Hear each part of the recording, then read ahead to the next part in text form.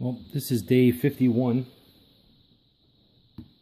Well, actually it's day 51, 53 after the chameleon laid eggs. And I want to do a little update. Looks like there's a few good ones and quite a few bad ones, unfortunately. Just the bugs. So I gotta clean this up.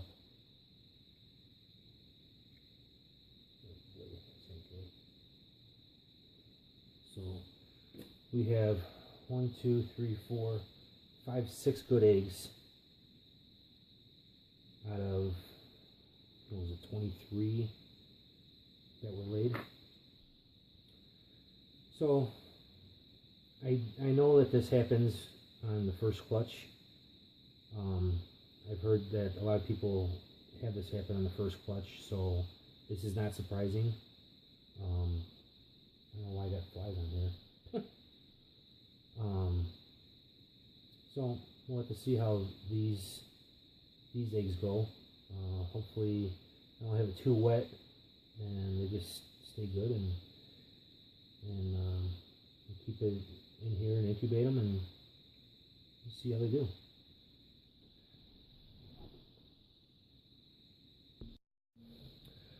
This is the second clutch from the retained sperm of the male. She laid it yesterday, and what we're going to do is we're going to pull them out.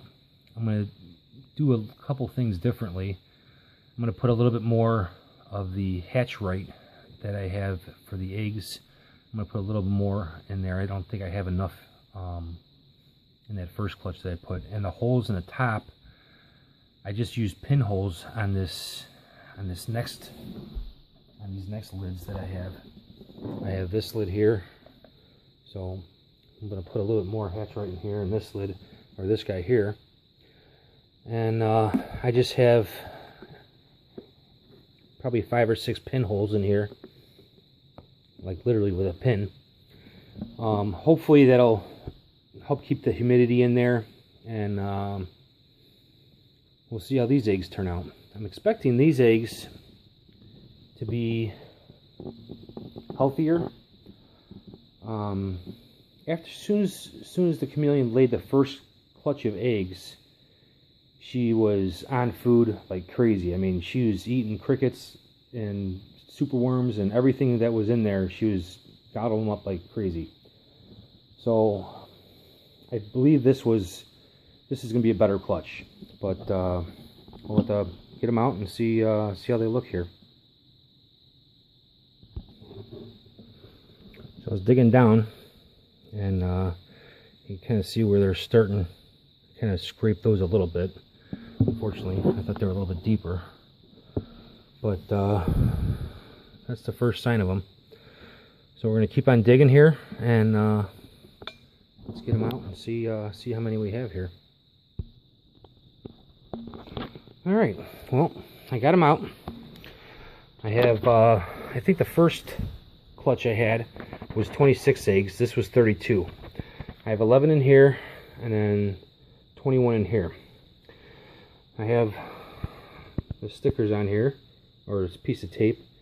It says how many eggs total, how many is in this batch, or this container, and when they were laid. So I did that with both of them.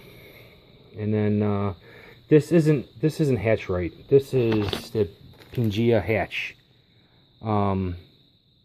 So I thought that was going to be enough for them, for the eggs, but I had to get some vermiculite as well. With the Pangea hatch, it says what you have to do is you have to soak the substrate in water for 10 to 15 minutes. You drain it, and then you put it in your container and put the eggs in there. With the vermiculite, what I did was I soaked it. I dumped a bunch of water in it, and then you squeeze it out so you can make like a ball with it, and you put it in there and you break it up. So I'm going to see how this goes. Hopefully, I don't think I did this right on the first batch, and plus you could see I have it's very full with, I was very generous with both of them. So I think this is going to work out. So hopefully these work. You know, I know the first clutch was probably because it was her first, you know, her first clutch ever. This is their second. So we're going to see. Every month and a half or so, I'll check it. Add a little water if I need to. But I think with the amount of water that's in here, and the holes aren't too big.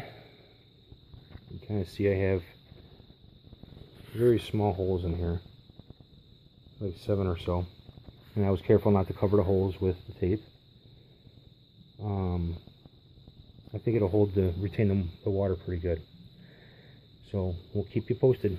Bye.